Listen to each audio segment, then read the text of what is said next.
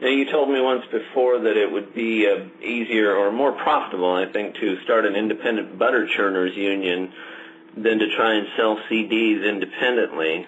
Is that still the case? And if so, how are you going to negotiate the uphill battle differently this time? Well, one thing I'm going to try to do is to not spend the ridiculous King's Ransom that was spent on the first record, because we didn't know if we would ever do another one. So we figured, well, let's go hog wild here.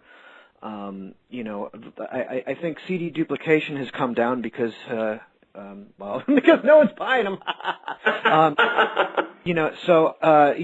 think like the cost of each lullaby was like $3.45, which is insane because we went nuts on the packaging. We had a 12-page booklet, and so I think things like that are going to be scaled back. And I really want to keep the war chest for quality music, quality songs, quality mixing and mastering.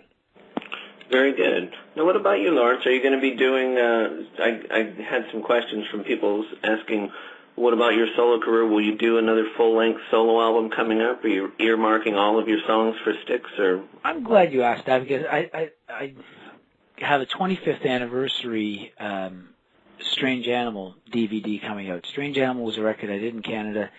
I actually made it in England at the home where John Lennon made Imagine.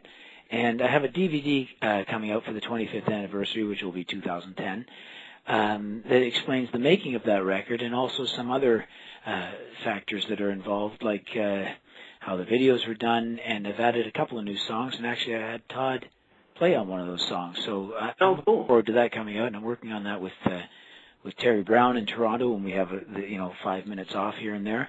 And he's the producer that produced Rush's Moving Pictures and Permanent Way, their biggest records. And so I'm looking forward to doing that, and that keeps me satisfied, just whittling away at that. There's that whittling again, outside of Styx, because we have just such a heavy agenda that we have to keep focused on, and so that's what I've got going on. Very good. Now, I've been reading the autobiography of Bill Bruford here recently, and it put me in mind of the fact that you worked with Tony Levin. What was that like? Yeah, Tony played on Strange Animal. Actually, he played on 1, 2, 3, 4. He's played on 4 of my solo albums. Tony. He's for people who don't know, he's the bass player from Peter Gabriel. He also played on the last 2 John Lennon records. King Crimson. He's played King Crimson, Paul Simon. There's an awfully long John list. Lennon? Yeah, I mentioned him, John Lennon. John Lennon as well. And John Lennon? And the other John Lennon. John Lemon, Jack's brother. Yeah, Lemon. he was good in that too.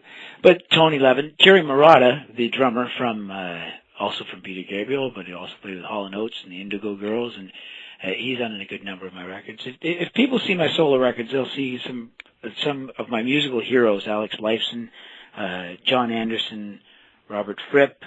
There are a good number of people that I absolutely admired growing up that I had a chance to get come and play on some of my solo stuff, and so they were all tremendous. And that's part of what I'm focusing on this DVD is how those players contributed to that particular album. I'm focusing on that one because it's the 25th anniversary, and in Canada it was a #1 record, and it was a triple platinum record, so it makes sense to bring that one out of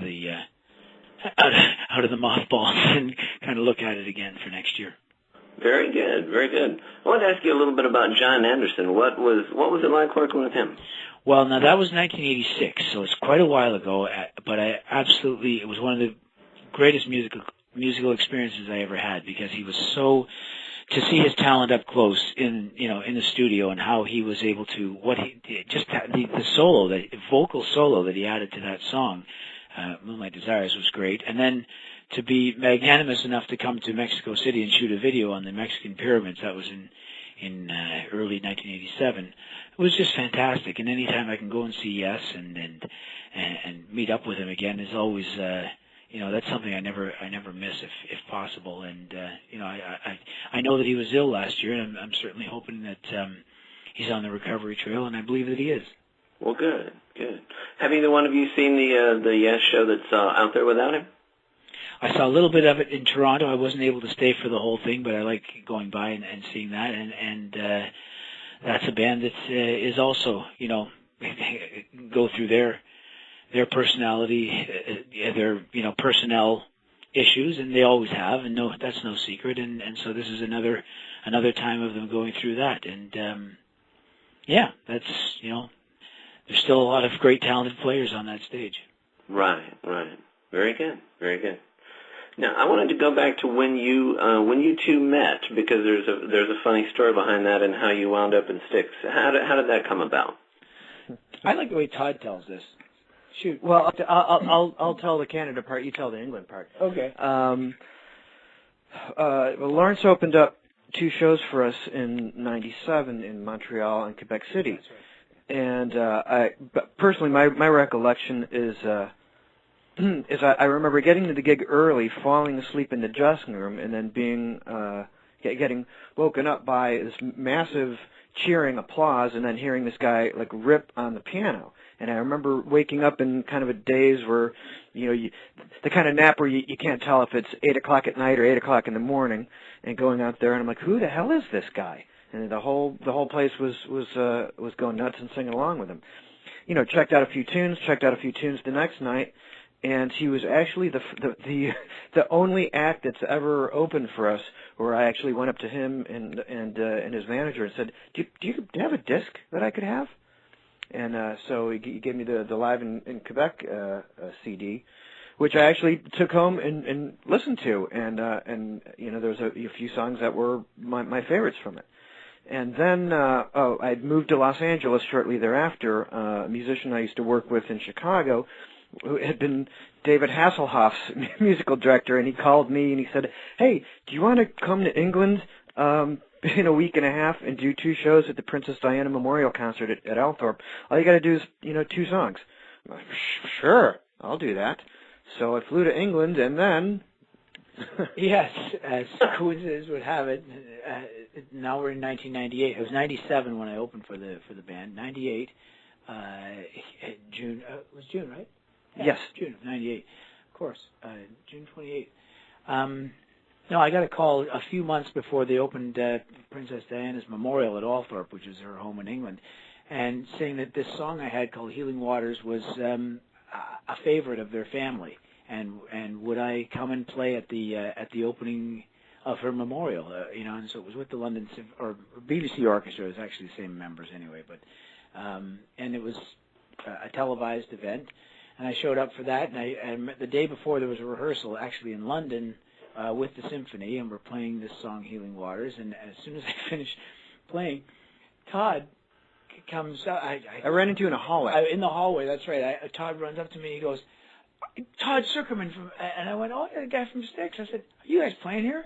And he said, "No, I play with David Hasselhoff here." And then he was so fast, it was unbelievable speed to say, "But I'm still in Styx."